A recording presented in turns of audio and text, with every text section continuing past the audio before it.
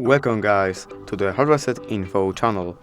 In front of me is Oppo A60 and in this video I'm going to show you how to install iPhone keyboard on this device.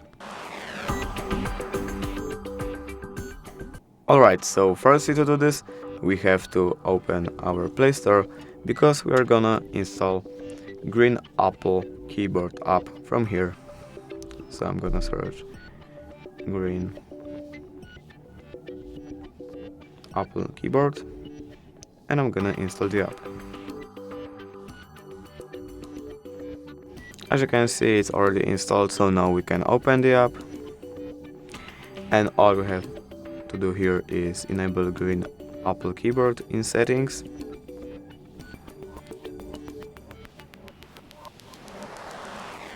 You have to switch input method and it's finished.